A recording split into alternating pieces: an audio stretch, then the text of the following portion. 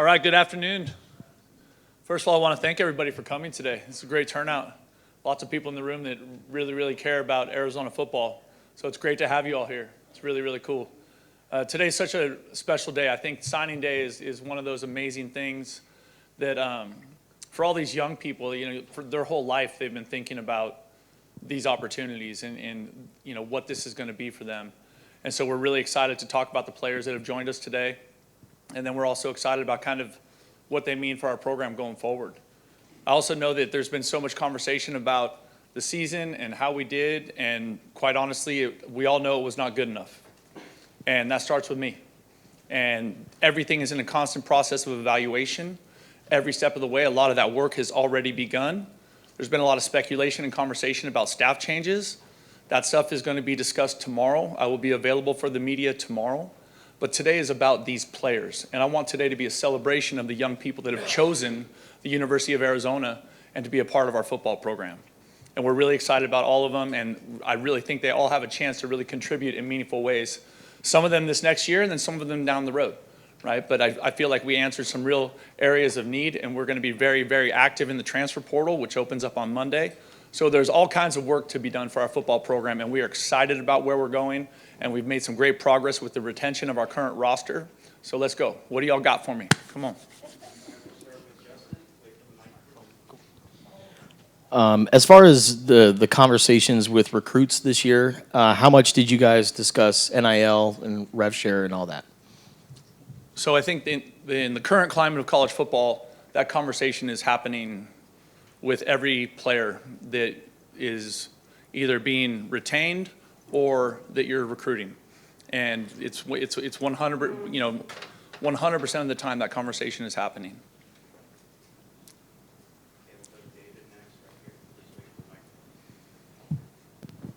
Brent, how would you describe how binding this signing is now under the new form of the new realm of college football that we're in? And are kids signing today? Are they obligated? Is it easy for them to get out of these signings if they decide they don't want to come here?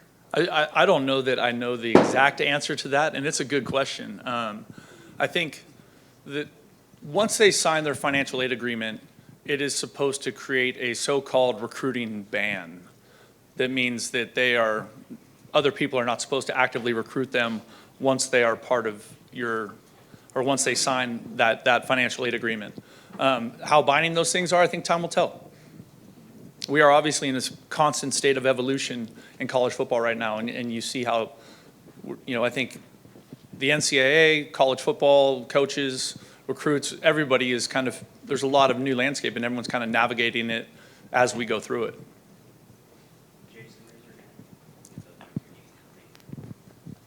Coach, how important was it for you to recruit both lines, especially the offensive line? It looks like you took multiple players in the class. Yeah, absolutely. We felt like going through the season, when we were going game in and game out, to compete at a high level in the Big 12, we are going to have to, continue to put time and resources into the offensive and defensive front. I felt like a lot of the teams that we played were bigger than us, and physicality being such a hallmark of who we want to be and such an important thing in the game of football, that's something that we had to aggressively address with this recruiting class, and then we will continue to aggressively address in the transfer portal. Hi. Two questions, actually. One, can you talk about Y'all Easy? the double questions, man. Yeah. Can you talk about Easy, the wide receiver, and also what's the expectation on how much these guys can contribute right away? Maybe some can and some a couple more years. Can you talk a little bit about your expectations for how soon these recruits can contribute? Okay. First of all, we are really excited about Isaiah Mizell and Gio Richardson. One of the elements that we felt like we needed to add to our offense was some more speed, and I think that part of it is answered with both of them. Obviously, they can both fly. But I also like the toughness and the playmaking ability they bring with it, right? Sometimes when you're evaluating prospects, they have speed, but maybe they're not natural pass catchers, or they have speed, but they're not dynamic with the ball in their hands. Both of those guys can do both. You've seen, Gio playing defense also in this state playoff run they're in. So there's both of those guys are really, really dynamic, and we expect both of them to impact our football team this season. And I'm excited because they'll be here for spring practice. So they'll have an advance on the learning. And Coach Wade is one of the best wide receiver coaches I've ever been around. And I think I'm uniquely qualified to say that because I've been a receiver coach in college football my whole life.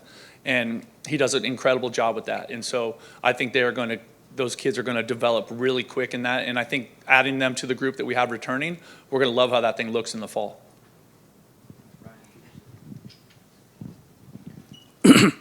Excuse me, sorry, just catching my throat. When you were talking with the recruits as the season went on and toward the end and having those last conversations to ensure that they were still here, how did you address the way this season went and that's not what future ones will be and the importance of them being part of that? That's a fair question. When you start recruiting a young person, right, you're starting a relationship. You're starting to build trust over time. And I really think that recruits choose people in the recruiting process. And so we continue to lean on the value of the University of Arizona education, on the quality of people here, on living in the city of Tucson, like things that are obvious and easy for them to see and feel when they were either here on their official visit or here unofficially, to see the crowds on game day and what the game day experience is like. All those things impact their decision-making process as they're trying to decide where they want to go to school. And so when we weren't having success in the season, there was still a lot of trust and a lot of history there. They chose to come play for the coaches on this staff because they believe those coaches are going to help them develop into high-level NFL quality players. And that didn't change just because we didn't have success. What was your focus and goals for this signing class, and do you think that you addressed all the needs that you had? I'll answer the last part first. We continue to have needs for our football team that we are going to aggressively fill and address over the next month, with the opening of the transfer portal on Monday. And then, what was the first question? Sorry. What was your overall focus and goal with this signing class? So we love multi-sport athletes. I think you're seeing more and more specialization these days. A lot of these kids play more than one sport. You see a lot of football and basketball, football and track, football and baseball. We think that helps them develop their overall athleticism. It also gives us an opportunity as coaches and evaluators to see them compete in a sport other than football. Sometimes you notice maybe a little bit more athleticism on a basketball court. Like, oh, I didn't know he could do that. One of the Big Josh today showed me a video of one of our offensive line commits throwing down a reverse two-hand dunk. I was like, okay, let's go. So we're always trying to find those things. We're also looking for players that come from high-quality high school programs so that they're used to high-level expectations of performance and dedication and commitment. And I think we answered a lot of that with this group. In terms of recruiting, obviously the Big 12 state of Texas is an area you guys want to get into. How successful do you think you guys did that for this recruiting class? And what was the feedback when you guys were in Texas? It's interesting. The calendar has changed so much.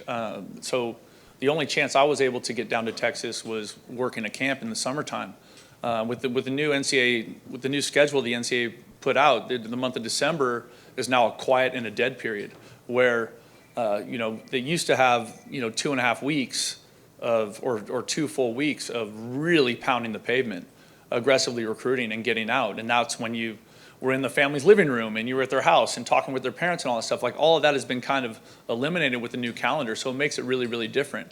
The good news is we have a lot of people on our staff with deep ties in Texas and also do a great job of recruiting those kids once they got here.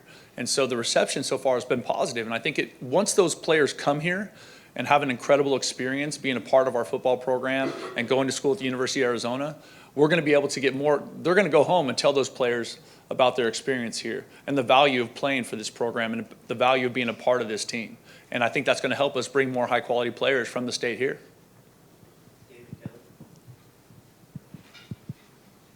Coach, you mentioned Gio and Easy are probably coming mid-year. How important is that now for guys to be here in January, and how early do you have to start having those conversations with kids? I mean, is that almost like when you start recruiting, it's like, well, look, if you want to come here, we'd like you to come in January, or are kids already in the mindset that they want to be here in January? Yeah, you just answered your question. Yeah, a lot of the players have already done the work necessary to put themselves in a position to matriculate mid-year their senior year. And I think it's a catch-22. I think there's benefit to that because they basically have a full 8 months with Coach Carroll and our strength and conditioning staff and their spring practice. Like they are more physically ready to play as freshmen. They're also, acclimated academically, which I think there's also like extreme value in that, because for a lot of the young people that show up, in June or July, and then all of a sudden the season hits and school starts, they're really drinking out of a fire hose that first season. And I think one part of their life can get turned upside down. Sometimes it's academics, sometimes it's football. So having that time here, being able to enroll in the mid-year, I do think it is really beneficial. I'm also a little bit old school. I think there's benefit to going to your senior prom. I think there's benefit to second semester senior year, right? I mean, everybody smiled in the room right there. Everybody just remembered the second semester of their senior year of high school and how magical that time in your life was. So I can see both benefits to both things. I will say, though, of the young people that are going to join us at the mid-year in this recruiting class, we are all very excited about them coming. Hi, 2 questions per usual. Of the 20 players who've been announced so far, do you know how many are coming in mid-year? What is that number, Geiska? 5. 5? Okay. Yep. And then secondarily, what can you tell us about Zach Siulepa and how you found him and how he came to become a Wildcat? So you notice the size and the length of this young man, right? And I think that's part of it. Is we looked at this class and with the defensive line, just kind of adding people to that we think can impact the team right now. And Zach is one of those guys. And that was started from our recruiting staff and also from a relationship from Coach Carter. And there's so much of that, the relationship thing with high school and junior college coaches, right? If we do right by a player, I've been doing this for, 28 years, right? Like Coach Akina's been doing it for a little bit longer, right? But like people are going to trust sending players to Dwayne Akina or trust sending players to Alonzo Carter or trust sending them to me, provided I did a good job with the ones they sent before. And so that's how Zach worked out because there's been some trust built there. And I think that's got to be a hallmark of an absolute hallmark of our recruiting process also, because we are starting to recruit in some new areas. But the good news is we have people on staff that have been in those places before and have a good track record in those places before. And I think that will lead to more quality players coming to the U of A. 2 questions also. Let's go. Is there an estimate of how many new scholarship players you expect to bring in, whether it's high school guys or portal or? I would say there's a little bit not, because the retention piece is still ongoing and the portal has not officially opened here or opened in college football. And so some of that will become a little bit more clear over the next month. And then you'll also have the post-spring practice portal, right? So, I think this is the nature of college football now. And everybody is working their tails off to find the best way forward with all the new rules and the new adjustments. But some of it you're learning on the fly because none of it is cookie cutter, right? You might have high level retention, you might have low level retention, but you still have to fill out those spots. And so those are things that people have to figure out as they move through it. And it's different to every program. And that kind of leads into my next question, not just you, but coaches throughout the country. How do you balance the pressure to win now versus wanting to develop high school players and mix that with the portal? Like, how do you address the balance between the two? I think that's hard. And I think we all know that we are in a result-oriented business, and that's just the nature of what we've chosen to do with our lives. But there's also a part that building consistent winning football programs, there is a time element, there's a culture element, and there's a talent element, right? And you have to invest heavily into all 3 of those things to get the results you want on the field. As far as the in-state guys go, what do you like about the handful of guys that you brought in? Well, that's always going to be such an important thing for us, recruiting the state of Arizona. And having recruited down here over the years, some of my previous stops, every time, the more time I spend down here, the more I'm impressed with the quality of high school football in this state. There's extremely well-coached teams, so there's high caliber competition, and then there's high level talent.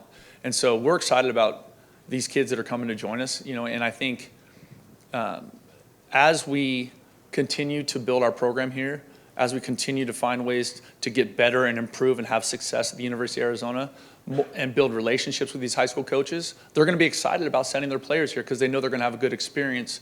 Their players are going to have a good experience playing for us here at the U of A.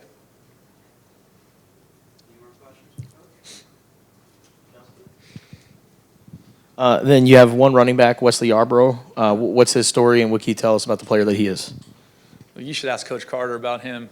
But this is an awesome young man. When you guys meet him, you guys are going to love the energy of these players when you meet them, just like how excited they are about coming to Arizona, how excited they are about playing college football. But Wesley is a guy that tripped us in the spring. He runs with power. He's got speed, and he ran all over everybody this fall. I think he rushed for 1,700 yards. He was a player of the year in their district, and we feel like we're adding a guy that can be a real game changer for us. And are you able to comment on the quarterbacks? I can comment on Luke. Oh, sure. Yeah, we're excited. Again, the emphasis on recruiting the state of Arizona to get the highest rated quarterback in this class in state is a big thing for us. And he's an athletic kid. He's a big time basketball player. He's an early enrollee, which we're excited about. And so for us to be able to get that done, he came here and worked out for us in the spring at camp, did a great job. And we've been building that relationship over the last 6-7 months. And so we're excited about him coming. He's been down to a bunch of games this week. He comes from a great family, and the only thing that's going to be hard for him enrolling early is he's going to miss the basketball season. And I think he's like 4 points away from scoring 2,000 points or something, or he's a really good basketball player. So we got a bunch of hoopers coming in, man. I think the intramurals better watch out. Two questions, because that's what we do. The first one, what do you make of the schedule that college football has created, where the signing day is in early December, just a few days after the season ends, and then the portal opens. Meanwhile, many teams' seasons are still going. Right. I think everybody is doing the best they can trying to figure out how to make it all work with the moving pieces. For years they've been talking about, forever it was just the signing day was the first Wednesday in February, and that's what we all lived off of, right? But it was, for many people in many institutions, I think that was a little bit of a waste of time and resources, because if I had a player committed, I was going to see him 3 weeks in December and then another 3 weeks in January to make sure that he was still committed. You know what I mean? So that somebody couldn't swoop in there. And so it was really, really time intensive, even though the kid's like, Coach, I'm good, And if you had the earlier signing date like we do now, that would have been done, and you could have moved on to whatever you're trying to get done next with your program. The early signing date, moving it from the 15th or mid-December to the 4th, I think is a good thing. There's been conversation of moving it into the spring or the summer or before the season. And I've heard mixed reviews. I think, you ask 1,000 people their opinion, you'll get 1,000 different opinions on it, which is probably some of the challenge of trying to get the best way forward with what we're doing. There's been so much conversations from head coaches, administrators, presidents, the NCAA, trying to find the best schedule to make it just the most efficient and effective schedule for the game of college football. And a lot of it is, I think, you learn or trial and error, right? You're like, hey, that didn't work. That was good. That wasn't good. And so everybody's trying to find the best way forward. And there's a lot of smart people working really, really hard to get that done so that it is good for everybody, from the recruits all the way to everybody at the university. Sure. The other question is, how much, when you're putting your recruiting board together, are you looking at traits such as length, height, speed, et cetera? That's a huge part of it for us. There's a baseline for us that we want to make sure that we identify, like high school football players. We are looking for smart, tough, love football. Smart, tough, love football. And so that needs to come with the 6'7", 350-pound frame of Zach, right? Like, he needs to love it, right? Because if he doesn't love it, he's not going to love practicing every day, and he's not going to love the weight room. And so just identifying those kind of intangibles, smart, tough, love football, is really part of our evaluation process. And with the amount of time we spend talking to coaches, talking to the kids, talking to their teammates, talking to other coaches in the area, right? And then spending time with them in the evaluation process, whether they're coming on campus for a camp. Like lots of time when we have a player to camp, we're trying to find out, does he love it? Is he taking every rep? Is he competing? Right, that kind of thing. But the length, the speed, all that stuff, we're looking for high-level players, and they have to have those things for us to be a high-level program in the Big 12. Are you able to say what number you have as far as the amount of revenue share available for your team this year? I'm not, but I'll tell you this, our athletics director has been awesome in that space. She's super aggressive, and there's so many people that have helped us get to this signing date today. You know, Rachel Blunt, Phil Mabin, there's such a different signing day, right? Because all of a sudden you didn't just have your traditional NLI, all right, national letter of intent, that got eliminated, right? You actually had your financial aid agreement, and then you had some version of the revenue conversation. So there's multiple contracts for everybody to figure out.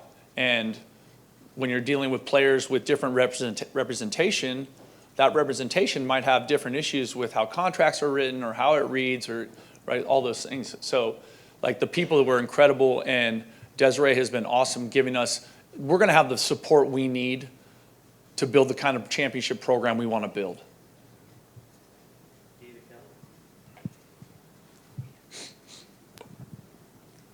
Coach, a lot of us watched Deshaun Hinton on the youth fields here in Tucson. I can remember one day he took a kickback for a touchdown and it was called for a penalty, lined up and did it again back to back. Well, what do you see in that young man? It's really neat because I was a graduate assistant when his dad was playing here, which just gives you all a little bit of an idea how old I am. But it's also cool because Coach Aquina coached his dad. And so obviously having some history with the family. The thing I love about him is he's explosive on both sides of the ball, and he plays with an edge and a toughness that I think we're going to like when he lines up for us here. Come on, man. I'll answer more questions. I'm good, Jeff. Let it rip. Signing day. It's a great day for everybody. Well, and with that being said, with Hinton, I think Swade Griffin was also his dad, played for Aquina. How much did those relationships with parents help out with those guys? Well, I think that speaks to the trust, right? The trust that those parents had with Coach Aquina.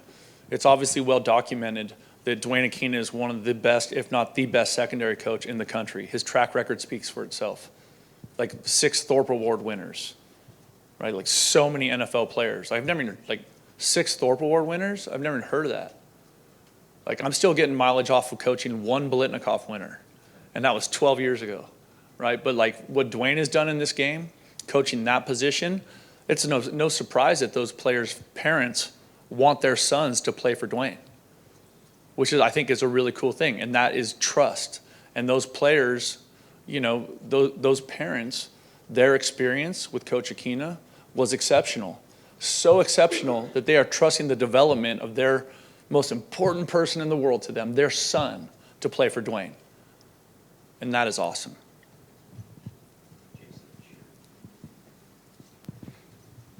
You have a unique relationship with Kellen Ford. What can you tell us about him as a person and as a player? I'm glad you asked. This is such a cool story. So Kellen Ford's, he's a tight end from Monte Vista High School in California. And so his mother was best friends with my wife in high school, and his father also went to high school with my wife. So his mom, Krista and Evan, Krista was a soccer player at Washington. Evan was a football player at Washington State. And growing up with those families, like, you know, Krista was in our wedding. And so just knowing them so well, we lived across the street when I was an assistant at San Jose State. And I was gone so much coaching football, and Krista actually works for Nike. She was gone so much that everybody thought that Kellen's dad and my wife were husband and wife. She's going to love me telling that story, by the way. I'm hitting on all cylinders, people. Let's go.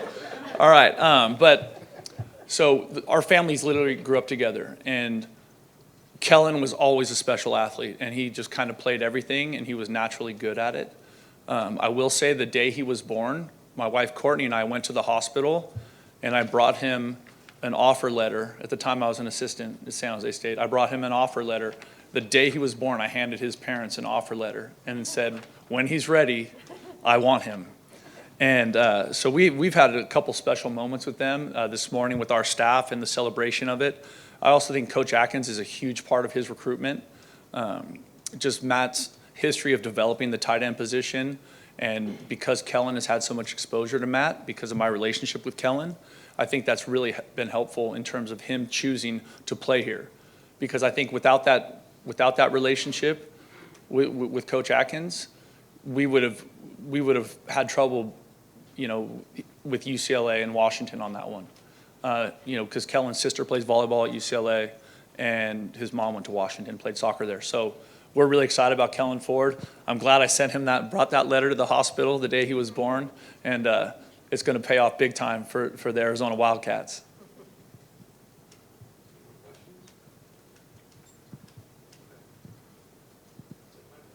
All right, bear down.